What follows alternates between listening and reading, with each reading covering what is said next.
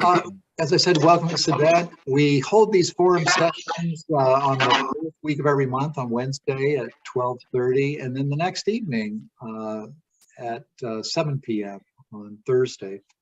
And we hope that you're able to come. I recognize some faces. I look forward to meeting you all in person sometime as we work through this COVID and we're able to get out and move around a little bit more. But we thank you for being a part of these sessions.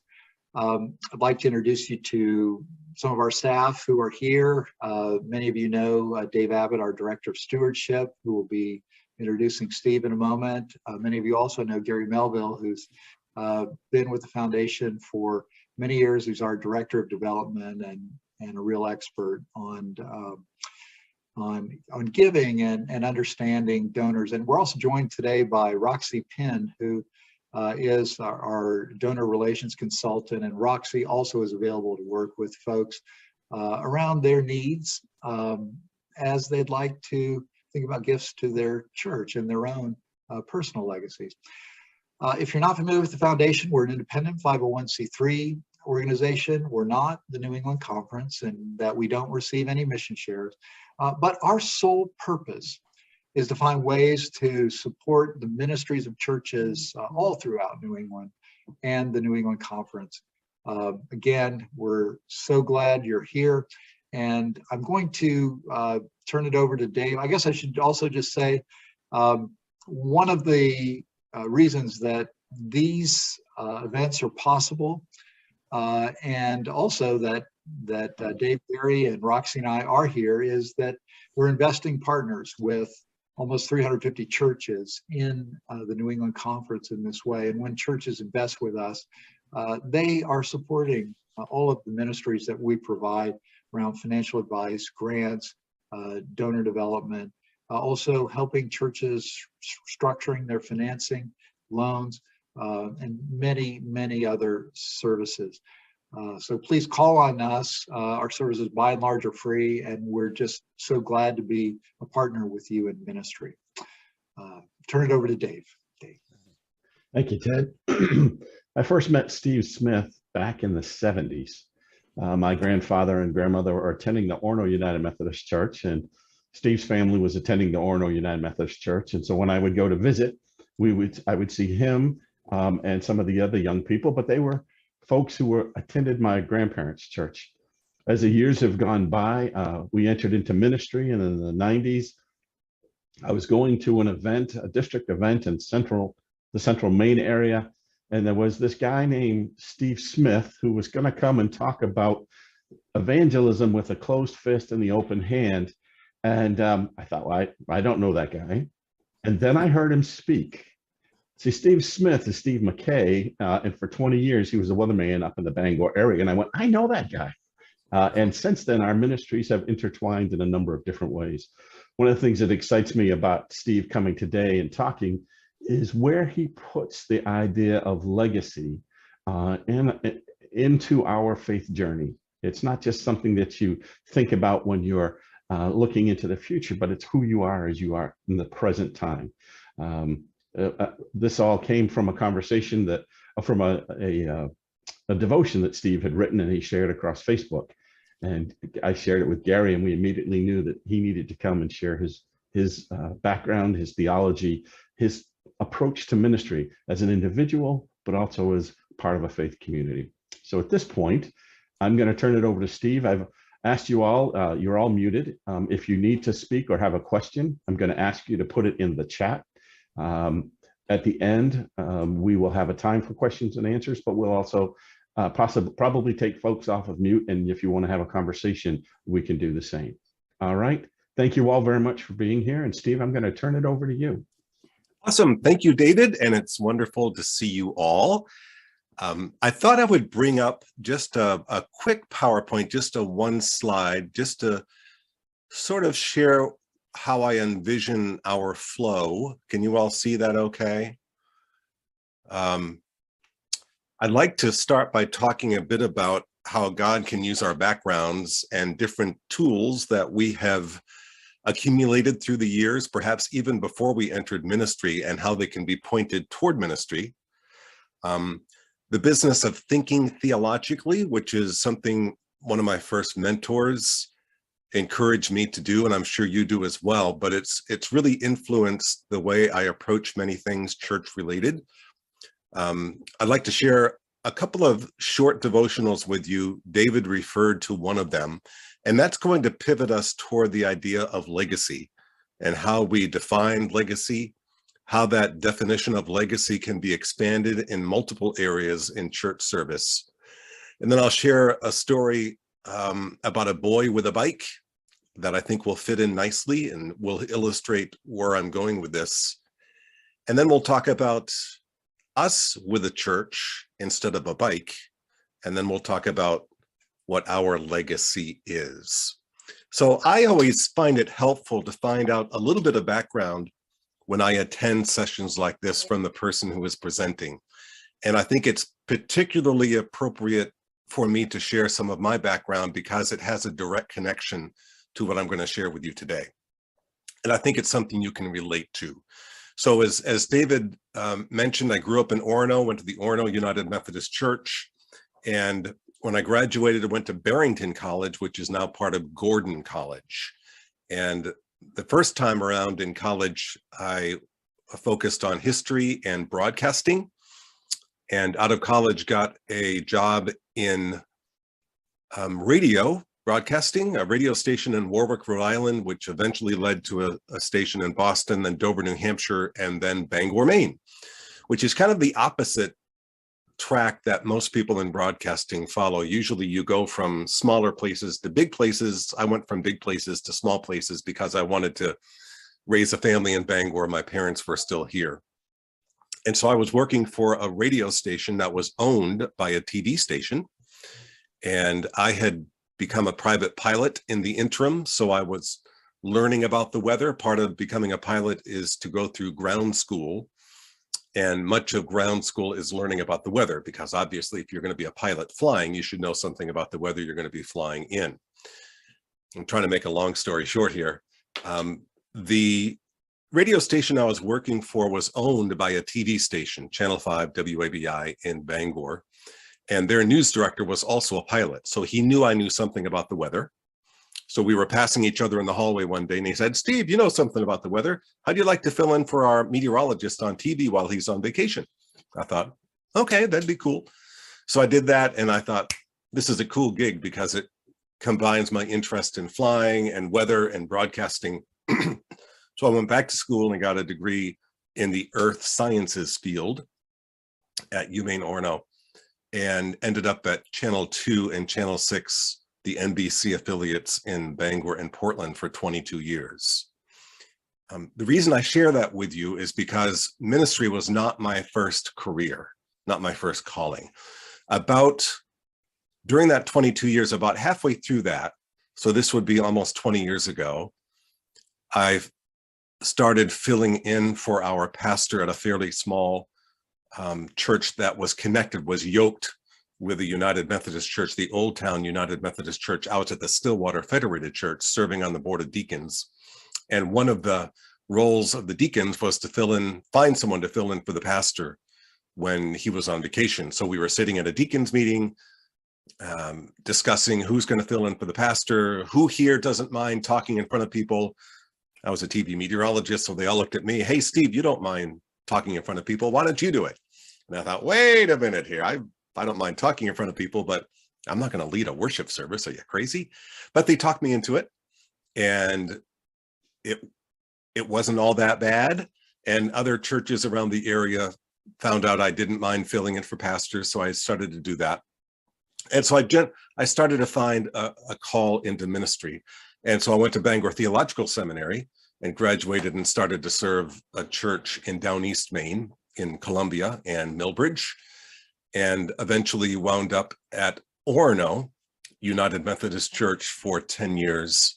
And I'm now at Bangor First United Methodist Church with a full-time appointment, and also the coordinating pastor at the Corinth United Methodist Church. The reason I bring all of that up is because I believe in all of our backgrounds, whether you were bivocational or whether you started your career in clergy, I believe there are things from our past that we have learned that God can reconcile and then point toward ministry purposes. And for me, it was the idea of marketing the church. And I mean that in the best sense of the word. Marketing is promoting a product, and the gospel is our product. So how do we market our product? This is coming from a TV and media background, this is the vision I had and have. How can we best visualize this? How can we best market this product? And so that's the background I came from that gave me this lens through which to see church leadership. In the same way, if you are a teacher, if you are a business person, I believe you bring those tools that God has given you, that God can now use in an effective way for ministry in your context. So one of the great pieces of advice when you combine that background with advice that I had from one of my first mentors, George Curtis, was he said, Steve, you need to always be thinking theologically. In other words, as you go through your day, what will you see? What experiences will you have that you can embrace and then turn into something for the church, whether it's a sermon topic, whether it's an object lesson during Sunday school? What is it in your experience that you can make church relatable and meaningful to others in your church setting? And so I've always remembered that. And as a result, with kind of a marketing background, that kind of lens, thinking theologically, I developed a habit of keeping a notebook in my pocket at all times or using my phone. And when I see something, looking at that circumstance theologically, I think, hey, I could use that picture, I could use that image and turn it into this. So with that introduction, rather lengthy introduction, I'll share a couple of devotionals that illustrates how you can market the gospel, make it visual, and also how you can take something that seems fairly ordinary and turn it into a theological lesson. So let me share a couple of short devotionals with you. When the pandemic hit, we were looking at outside the box thinking when it came to doing church. And one thing we realized initially that we would be missing would be communicating with our people each Sunday. So I decided it would be a good idea to write a devotional and email these out and put them on our Facebook site on Mondays, Wednesdays, and Fridays as a way of just touching base with people, keeping that communication open and providing a devotional for folks. And again, the way that I comprise these devotionals is to think theologically. So here are a couple of illustrations. And the second devotional is the devotional that Dave was referring to earlier. So here's one that I wrote on Monday. Hopefully you all know what March Madness is, the NCAA tournament. So this was posted and sent out on Monday.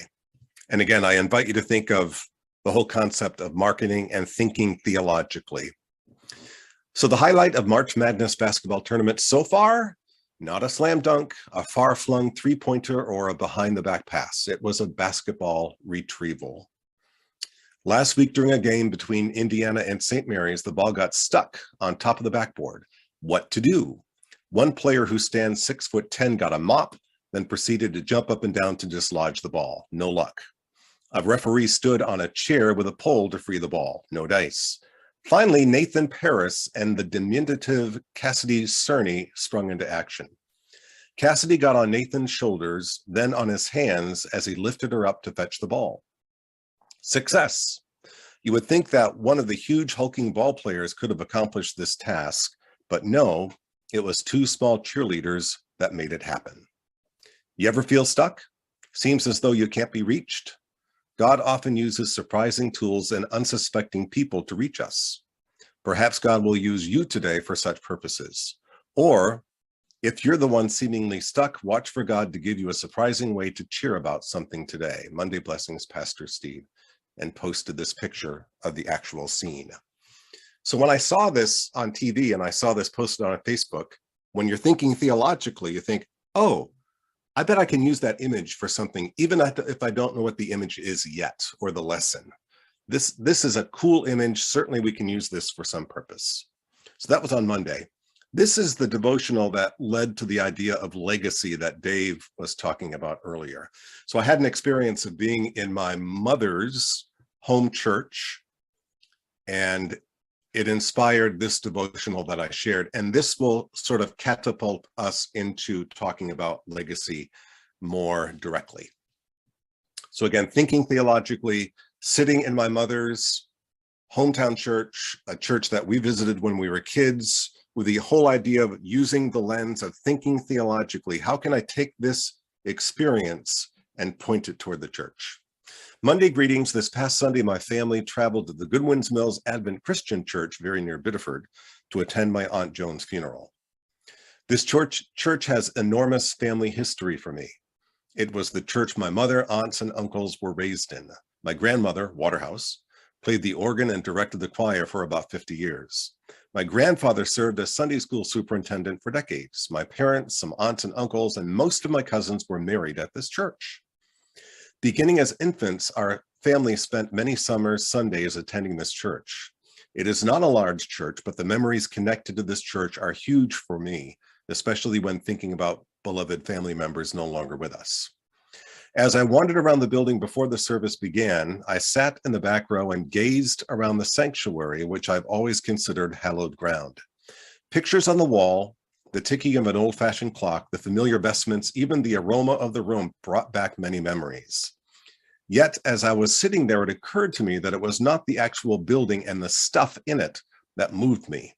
Those things just reminded me of loved ones and experiences I had with them. The building did not love and care for me or teach me or serve as wonderful examples to me. The people did. The people, including relatives and friends who were and are part of that church family, loved and cared for me and served as role models for me. They lived their lives in ways which demonstrated that their relationship with God mattered. Their lives have in the past and present continued to influence my life in many ways. I am thankful for this gift. My recent experience in that church reminds me again that I will leave a legacy too, as will you. The way we live our lives matters and influences those around us, especially our children, grandchildren, nieces, and nephews. What will their memories be of us? What examples do we provide for them that God and church matter to us? At least for me, I am far better equipped to provide an example of love and care when I am in daily relationship with the one who provides us with those gifts to share. And so I invite you to join us each Sunday morning to be reminded and reconnected with the love and care of God and with a church family who wishes to walk alongside you as we journey forward together. So that's the devotional David had seen, and I think had connected him with this idea of legacy. David, did you want to say any more about that, or? It was just the idea that oftentimes when people think of legacy, they think of what will I leave in my will? What financial things will I do? And what I heard in that was it's not something that we look into the future about or plan for after we've departed, but you're talking about what we're living now and how we're doing it now and the impact. So that was what led me to this. And the thought of being amongst, remembering the saints, but also being amongst the saints and being one of the saints of the 21st century. Yeah.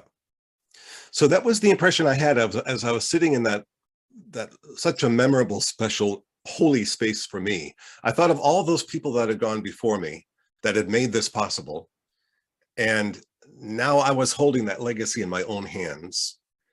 And it points to, okay, how are my kids and my grandchildren going to remember me? What will my legacy be for them? And looking at the official definition of legacy takes us in two different directions, but they are connected. So a legacy is defined by a gift by will, especially of money or other personal property. And I think that's the most familiar definition we have of it. But it's also defined as something transmitted or received from an ancestor, a family member. And I think that's the legacy that was made real to me that day, was what had been passed along to me through those wonderful memories and the people who made those memories possible. And so if we think about that word and then expand the idea of legacy, I think we can place that word in many different directions in church service. For example, oftentimes when leading worship, especially when we come to the part of inviting people to worship through the investment of their time and their treasure and their talents, I invite them just to pause and spend some time thinking about the people who have been there before us in this church. So imagine yourself sitting in the sanctuary, especially if you've been at a church for a while. And this will be harder for clergy because perhaps with the itinerant system, it doesn't mean as much to you, but think of maybe the church you were raised in and pause and think about the Sunday school teacher or the organist or the pastor, those saints who went before you that made this whole thing possible, that made this church experience possible, that maybe even built the church. Think of those people and now think of them taking that into their arms and now handing it to you. That is now their legacy handed on to you. What will you do to hand that legacy on to those who come after us? What will that legacy look like? So the connection there is understanding what a significant gift that is, that your faith, first of all, and then the building and the ministries and the church, this is a gift that has been handed down to you. So how will you respond to receiving that gift? What is your natural response? And that leads us to the boy with a bike metaphor. Think of a boy, he's 8 years old, and he's come home from school, and there's a brand new bike sitting in his front yard. Wow, there's a brand new bike sitting in my front yard. Where did that come from? And so he runs into the house and he says to his dad, "Hey, Dad, there's a brand new bike out in the back front yard. Whose is it?" And the dad says, "Well, that's yours." "Well, it's not Christmas. It's not my birthday. Why would you give me that bike?" "Son, I've given you that bike just because I love you and I want you to have it." What would be the natural response of that boy receiving the bike, the gift? The natural response would not be to throw a rock through the window. The natural response is, "Wow, this is unbelievable. I want to live my life in a way that pleases the author of the gift." Wouldn't that be the natural response? I want to live my life in a way that pleases my dad because he has given me this wonderful gift. In the same way, if we understand what a significant gift our faith is, the church is, this legacy that's been handed down to us, then our natural response will be to live in a way that honors the author of the gift. And the way that we can do that is to invest our time. Time is such a valuable commodity, to invest our talents and to invest our treasure into the life of the church. That is our natural response to understanding what a significant gift this is. If you pointed this in another direction, and this will preach, why do we follow the 10 Commandments? Why do we do what Jesus says is most important, to love God and to love neighbor? We do that as a natural response because we understand what an unbelievable gift this is, that God has made himself known to us through Christ. He's offered us a peace that transcends human understanding. So how are we as clergy and how are we as laity helping people connect to the significance of this gift? Because in order to make the response, people have to realize how significant the gift is. So I think I'm going to stop for a moment to see if there's any questions, because I've been blathering on here for a little while. Any thoughts, questions, disagreements, agreements, comments? We don't have any Donations? coming in yet from the into the chat, but Okay. let me just open it up. Is there anybody who has a question or a reflection that they want to share? I've got a couple of questions myself, but that I'm curious about. Garth, go ahead. If you'd unmute. Hold on, Garth, you need to unmute.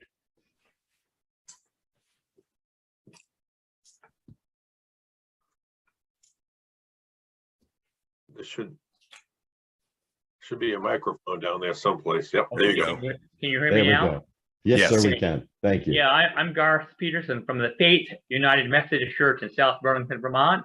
Mhm. And Steve, I think what I got from what you just said is the living legacy is to give one while you're living and not necessarily to give it after you pass away. Mhm. Is that more or less what you're trying to tell us? Well, sure. And I think my main point would be whether it's now or then, to understand that understanding we have a legacy, first of all, and offering that legacy, responding to it is a response, not an obligation necessarily. That we do it out of love, that we do it as a natural response. Again, think of that boy with the bike. I want to live my life in a way that pleases the author of the gift. In the same way, we want to live our lives in a way that honors and pleases the author of the gift of grace that comes to us with our faith. And so I think we've all had the experience of, oh, it's stewardship time. They're going to ask me for money. I'll get up my checkbook. It's an obligation. It just turns it around if we come at it with a sense of response rather than obligation. Does that make sense? Yes, I'm treasurer of our church, and I know of a few people at our church that want to leave a legacy, but they want to leave it when they pass away. Mm-hmm. So I think it would be nice. I have a revocable living trust, and I'm going to leave a legacy. If my wife dies before me, there will be a legacy to the church that I can see I'm still living. Or if I die before her, there will be a legacy going to our church that she can see while she's still living. Mm-hmm. Rather than sending one legacy all at once. If I pass, my money goes to my wife, and then when she passes, the legacy goes to the church. So we change it to when one dies, they get half the legacy. Yeah, that makes sense. It's a nice model, I would think. It is. You know, I was also thinking about Mother Teresa as you were talking. You know, sometimes people that don't have assets show us what being a living legacy really is. Mhm. That living as Christ, being the reflection of Christ for other people, that legacy isn't financial, but Right. is and has in many ways more impact for the people that, you know, came after her, that she lived with during her lifetime. That living legacy is something that's so powerful. And, you know, I would hope that, you know, I like Garth, plan to leave something through my will, and actually a beneficiary designation for my IRA. But I would hope that the way I live has a bigger impact on my Right. kids and my grandkids than the financial stuff that's going to come their way. Right. Because, you know, that's what struck me about your reflection was sitting in the church, the aroma. I've been there, you know, you sort of smell the smell. Mm-hmm. And that is such an, you know, for me, smells take me back to my childhood. So sitting in a place like that, but then remembering the people and who really shaped my life when I was Right. growing up. Yeah. That just hit me between the eyes. Yeah. And see, I think that's the challenge, I think, when I invite the congregation now, I don't invite them to think about those people that left checks for the church. Think about the people that left money. No, think about the people that made this possible, not just because of their financial gifts, who made your faith possible and who modeled loving God and loving each other. Think of those. What an unbelievable legacy that's been left for us now. That's in our hands. It's been gifted to us. How will we respond to that gift? And like Gary says, well, hopefully you're inspired to emulate them, to live your life in a way that honors their legacy. And hopefully also, again, investing. I like the word investing, because investing suggests that you're getting something out the other end. It's not just a one-time thing, that when you invest your time, your talents, and your treasure, that it's a response. Again, I'm living my life in a way that honors that legacy. I'm living my life in a way that honors the author of these wonderful gifts. And So Garth, one of the things I would add to that is in our churches, many congregants don't know the plans that we have after we die. You have this plan all laid out, but if those who are examples of generosity and giving state that, and the people that I want to emulate state that I'm not just doing this now, but I'm going to do it in the future because this is where I believe God has called me to do so, that ties the two together, and they say, oh, Garth was such a wonderful person, and when he passed, he then continued that legacy Right. for us to be able to carry on. So we don't talk about money in churches, we don't talk about endowments of belief, but maybe it's time to show the complete stretch of how we're living it out in life and in death. This is So go ahead. This is Cindy Nickerson. I'm retired. I was struck, Steve, by Steve's illustration, and thank you, about the bike. But what struck me about the bike, and thinking of it theologically, was it was a new bike. Mm-hmm. And so often when we talk about legacy, endowments, inheritance, it's looking at, or even the saints. I had a conversation this week with a friend. We're both back in the area where we had raised our children in a church together 40 plus years ago, and remembering the saints that have made such a difference in our life. But again, that is true, but we were also aware of the fact that there are others who are new to the faith, new to the church, have no idea of what church is all about, have no idea about even a grandparent that might have believed and brought them to that point. And that, who do those folks have but us from this point moving on? And to that is almost like God is doing a new thing. Do we not perceive it? And so that new bike reflected the new opportunity for this young boy to recognize, what's the new thing I can do with this bike, and honor, not so much remember, but honor the gift giver, because God is alive now. He's not an old God, and it's the work of the Holy Spirit that is always new every morning. And it just struck me about, we talk about our illustrations speaking to different people in different ways. So I thank you, Steve, for that illustration, that, and for everyone sees it in a different way. And mine is the new bike and the newness of life that we have. I love it. Nice. Ted? Yeah, I had a question. Thank you, Steve. I really appreciate the way you're reframing legacy. And I had a question too. If it's, Cindy says, if it's a new bike, that means it works well. You can get on it, you can take off and go. And also, we know that there are a lot of congregations and a lot of people who feel the weight of legacy in a different way. And you've highlighted the positive aspects of folks coming before us, and the tradition they've laid down, the faith they've handed us, the building that they've handed us to. Sometimes that's been kept up beautifully, and most of them were built for congregations that are 4 or 5 times as large. But as they age, there's a lot of maintenance that comes with that a smaller congregation supports. And so that legacy sometimes is weighty on a congregation, and also produces, tremendous guilt. Grandma was baptized, married, buried. Mom was baptized, married, buried, and now it's my turn, and the weight of this is, I can't support the weight of this.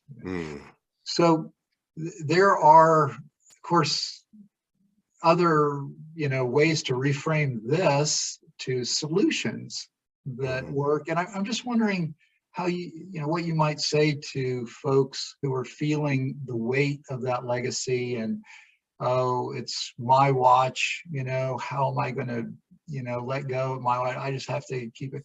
What would you say to folks that, to help them reframe this into, gee, what can we do here? And where might God be leading anew? Right. Boy, that's such a tough conversation because it's going on in so many churches right now. In the district that I serve, there are a lot of very rural churches who are dealing with this very issue. And it really comes down, I think, again, to looking at the author of the gift. Are we worshiping the author of the gift, or are we worshiping the gift? And in this sense, the gift is the church building. But is that where we want to place our allegiance and worship? Or do we want to worship the author of the gift? And again, if we think about the word legacy, do I want to hand this gift, if it's a time for pruning, on to who follows me? Do I want to, if we think of a building, sadly, as a burden, is this the legacy I want to hand to my children?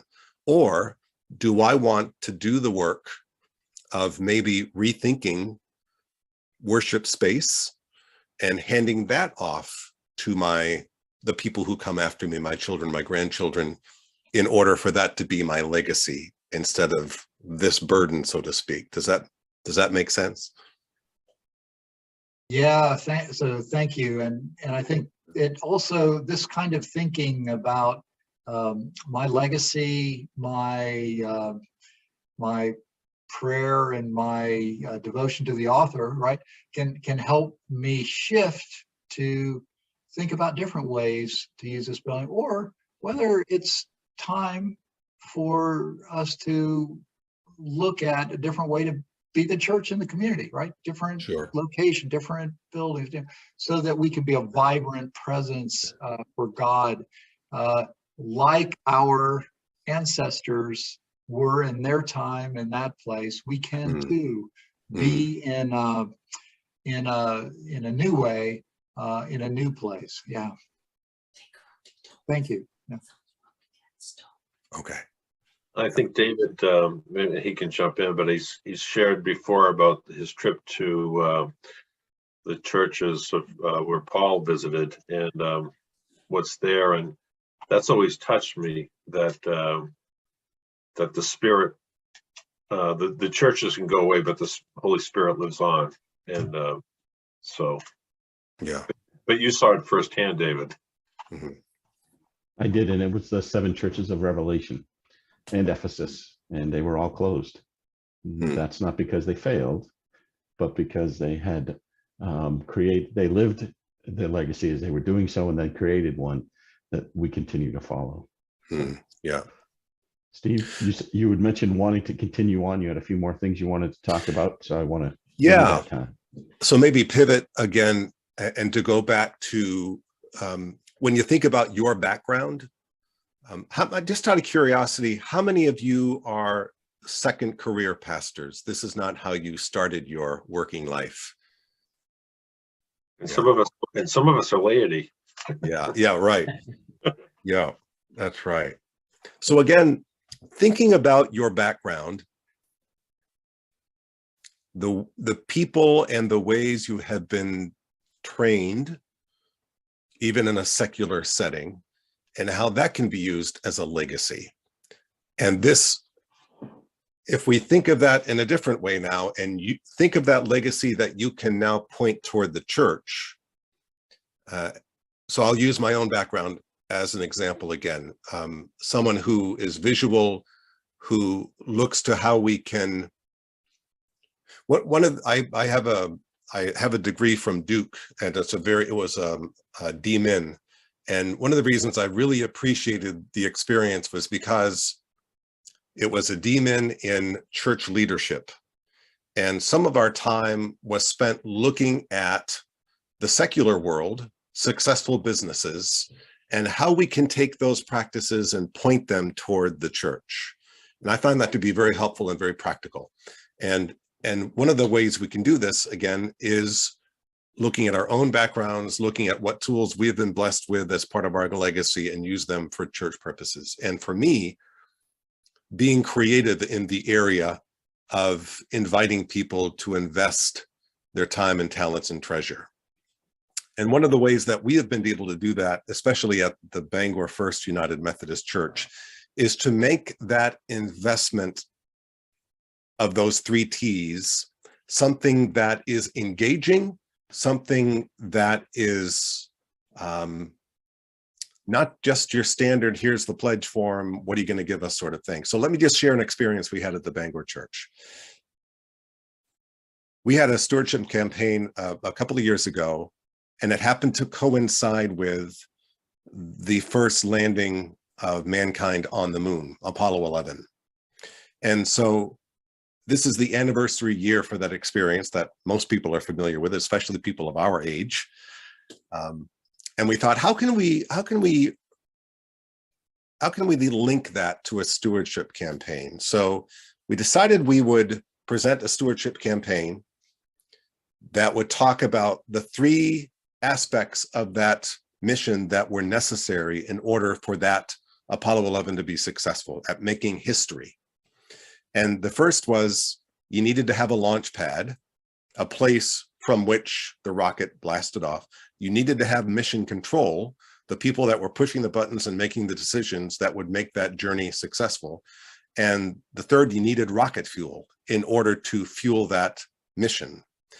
And so we pointed those 3 things at the church, and we invited people to think, and we did a series of sermons on this. Think of the church as our launch pad. This is where our ministries are launched from. Think of us, the church, the people of the church, as mission control. We are the people pushing the buttons and making the decisions. And we invite you to invest rocket fuel into our ministries, because without the rocket fuel, our ministries will not be able to soar. And so the rocket fuel was the financial giving. And we made up posters, and sermons were wrapped around this. We have images of rockets. Everything that was sent out for stewardship had that theme on it. So I think that's an example of being able to use something from your past. And in this case, it would be media and marketing, and pointing it toward the church. We found that to be a much more engaging way to invite people to be part of this, because they could visualize it, they could see it. Yes, rocket fuel. I can see, yeah, I want to be part of the ministries that are making our church soar into orbit and taking mankind into dark places where we can bring God's light. And so I would invite you to think of the legacy that's been handed down to you. What tools do you have from a previous occupation? What tools or interests do you have that have been passed down from your parents, from loved ones, that you can now embrace and point toward the church? Because I think too often we separate the two. But I think God is a God that reconciles and repurposes. God is really good at that.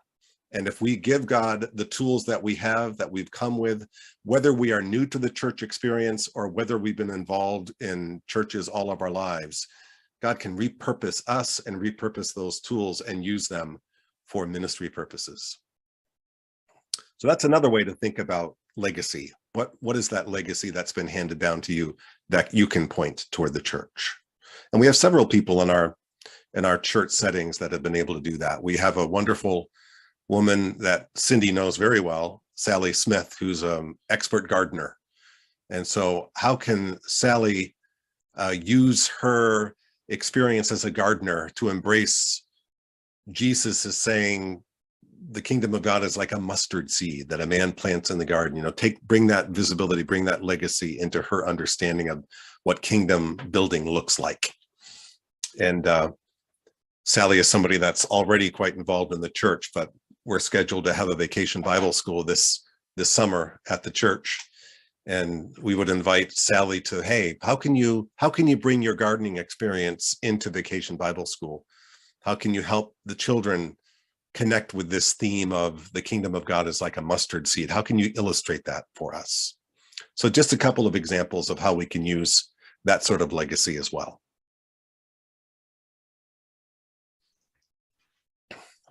So Steve, I got a question for you. Mm-hmm. A lot of folks are thinking, oh, well, sure, we've got these people who we're remembering, we're thinking of great examples of giving and stewardship and kindness and generosity. But is there a way to raise that, to make it a ministry and active awareness? Part of what I heard you saying is that as the pastor or as an individual, being aware of who people are and what they do, and then sharing that awareness is one way of doing it. But what would you suggest to someone who thinks, you know, this doesn't take any money, this would really be good for raising the awareness of Christ amongst us, but how do I do it? What are some simple thoughts? Yeah, I think it's, have you guys ever done a spiritual gifts inventory? Yeah, that's, you don't need to necessarily sign up for a full-blown curriculum to do that, but once every few years, we would go through a fairly simple process of asking people their likes, dislikes, interests, and it's hard to point people toward ministry in certain areas without establishing that initially.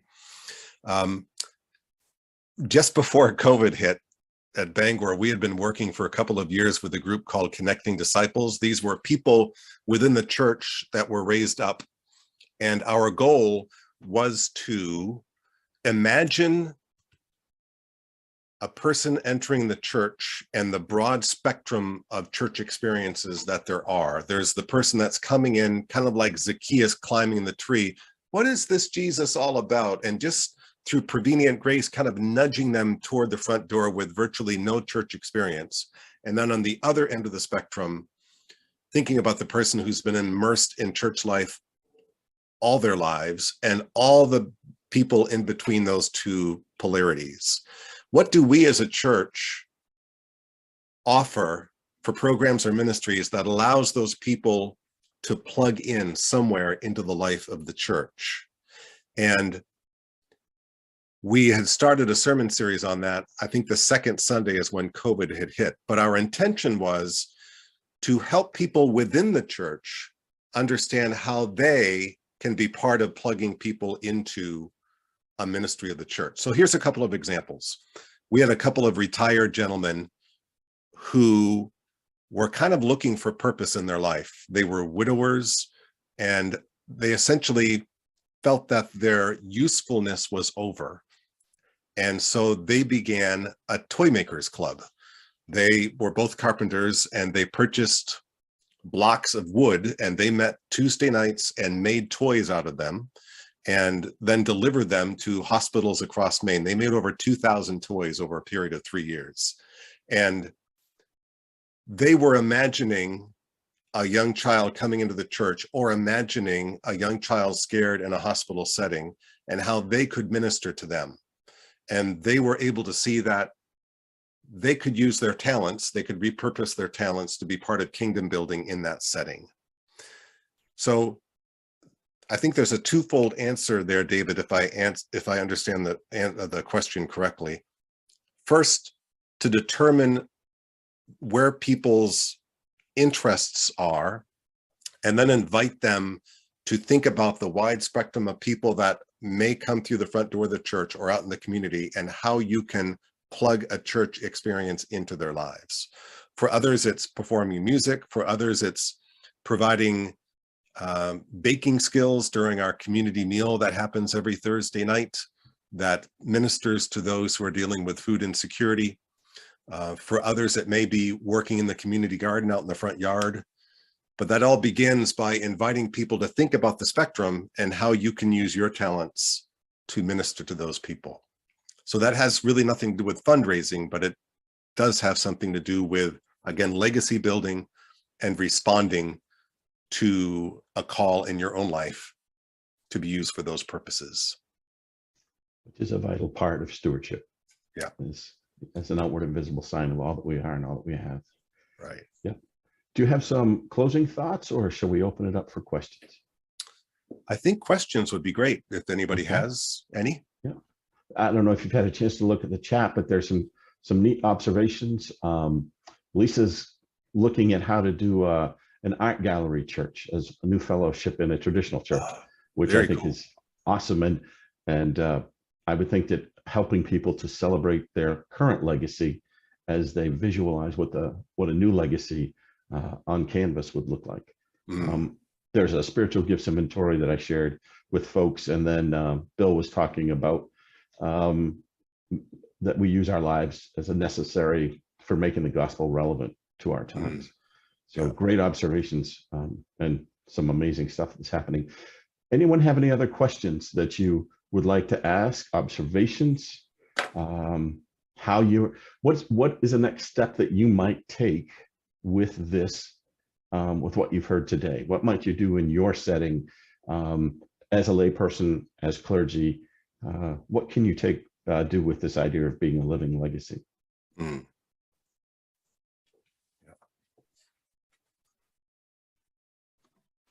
I was wondering, part of me's thinking about individually, when you talked about repurposing yourself.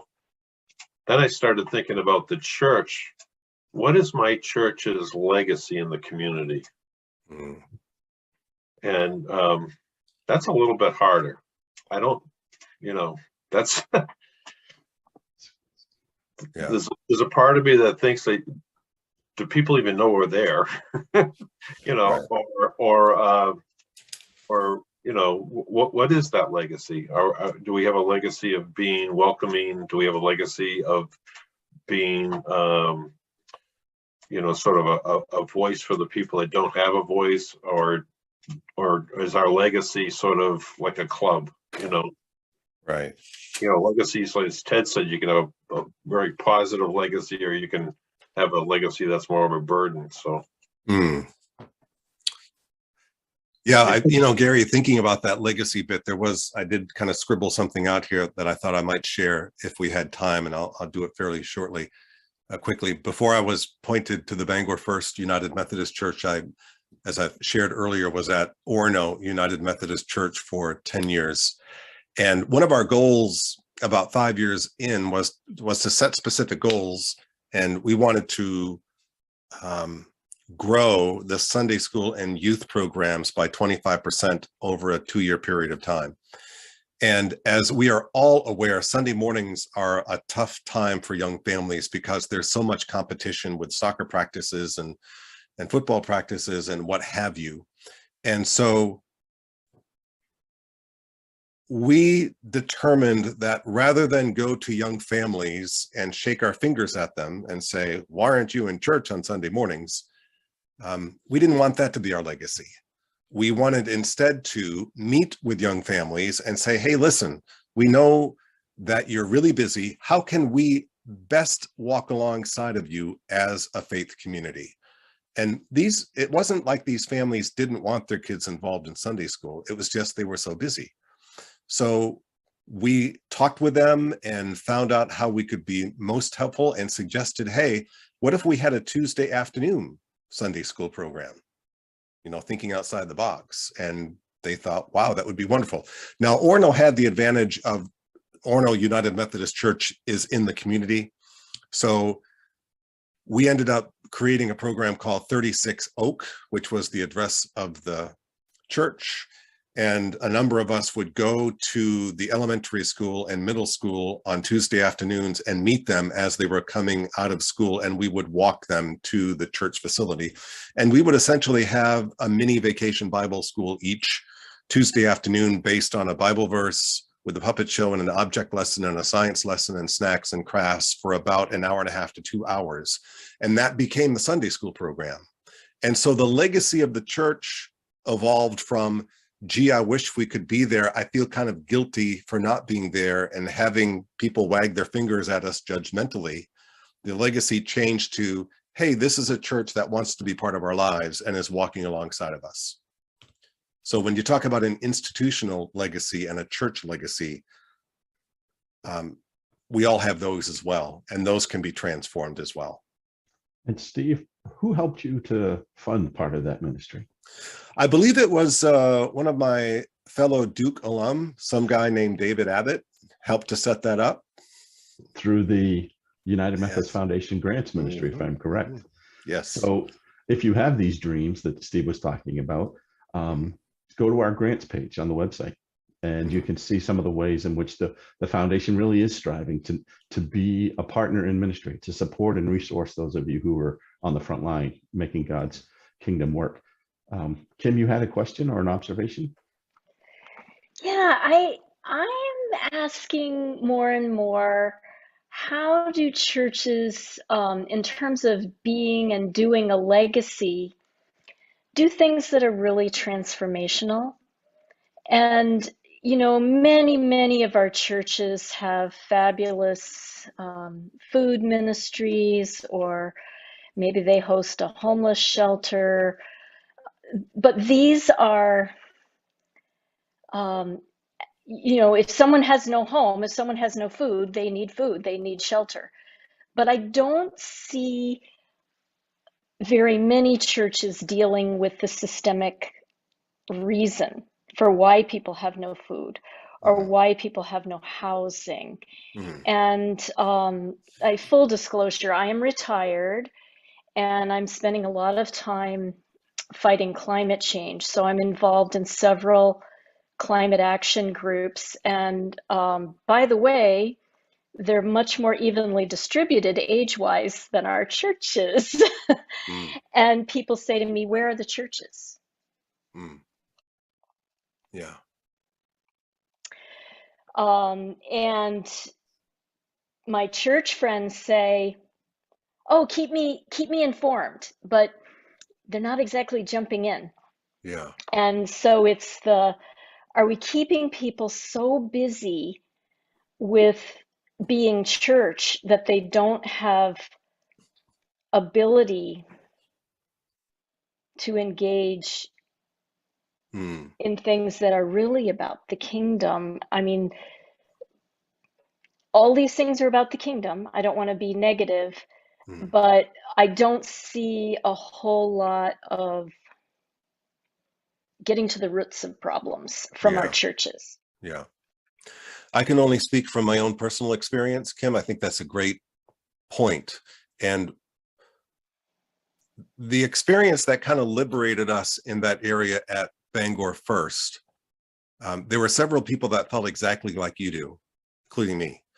And rather than reinvent the wheel, we discovered through some research that there were some significant organizations within the Bangor region that we could be part of rather than trying to invent the whole thing ourselves. So there's an organization called Faith Linking in Action that addresses exactly what you're talking about, the systemic roots of food insecurity. And they look at things like lack of transportation, lack of daycare, lack of quality food to eat, those sorts of things. And so we made our congregation folks aware of these opportunities. And now there's been a cluster of folks from the church who have become part of that. Because I think it can be rather intimidating to think, wow, we as a church have to invent some kind of organization that looks at all of these causes, when really, if you look around your community, there may be opportunities there that your church can join rather than invent.